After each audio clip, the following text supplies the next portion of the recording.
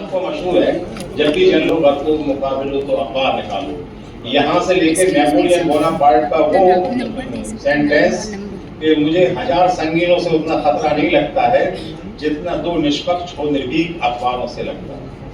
ये तो पत्रकारिता की वो सिफत है जिसका भी हमसे पहले जिक्र किया।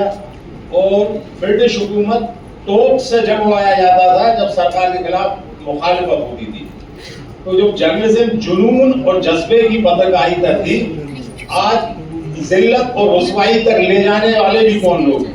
जब जर्नलिज्म का कोर्स चलता है तो हम लोग सबसे पहले ये बताते हैं कि वो 15-20 पत्रकार हैं ये जो अपने आप को जर्नलिस्ट कहते हैं, ये जर्नलिस्ट हैं ही नहीं, डी स्कूलिंग करते हैं उनकी, क्योंकि वो जर्नलिज्म के नॉर्म्स के हिसाब से काम ही नहीं करते।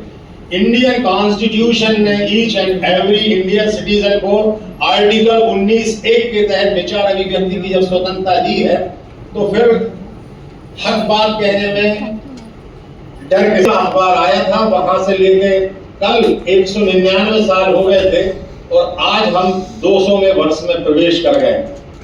तो फ्रीडम स्ट्रगल में जो इंडियन जर्नलिज्म का रोल है वो हमसे पहले के वक्ता बता चुके और कल का पूरा सेशन हुआ वहां पे हुआ।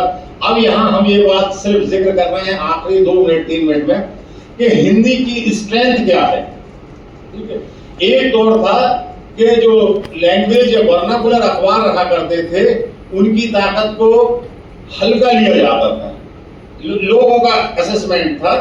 और हकीकत में यह इस ताकत को अंग्रेज भी पहले जान चुके थे कि सबसे ज्यादा इम्पैक्ट अगर किसी चीज में होता है तो वो जो आदमी की मातृभाषा होती है, मदर टंग होती है, उसमें लिखी बात का असर होता है। तभी जो वर्नाकुलर प्रेस एक्ट आया था उन्हें अंग्रेजी पढ़े लिखे लोगों से बिल्कुल खतरा नहीं था, क्योंकि जब जो इंडियन एजुकेशन पे जो बिल ब्रिटिशर लाए थे उसको जब लंदन में उसको अप्रूवल लिया गया तो उसके पहले पार्लियामेंट में बहस हुई। वो बोले कि आप इंडियन एजुकेशन सिस्टम के ऊपर ये बिल क्यों लाना चाहते थे। तो वो बोले कि हम भारत में रूल करने के लिए इतने अंग्रेज नहीं ले जा सकते हैं जिनको हमें जरूरत है।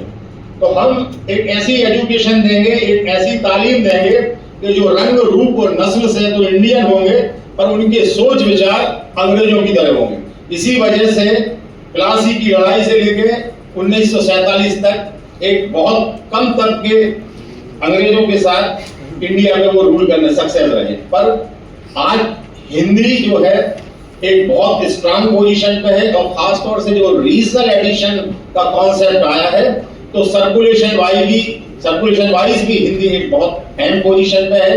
हिंदी की ग्रोथ बहुत अच्छी है और भारत के अंदर अदर लैंग्वेज न्यूज़पेपरों का जितना सर्कुलेशन उसको एक तरफ लग रहा है तो मोर देन 33% से ज्यादा हिंदी अखबारों का सर्कुलेशन है।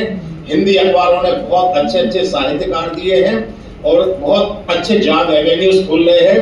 आज इस 200वें वर्ष में प्रवेश के रूप पर हिंदी का जो ब्राइट फ्यूचर दिखाई दे रहा है, उस उम्मीद के साथ ये आयोजन जो है पूरे साल भर चलेगा। हिंदी जर्नलिज्म के लिए नई दिशाएं और नई संभावना। बहुत शुक्रिया, धन्यवाद।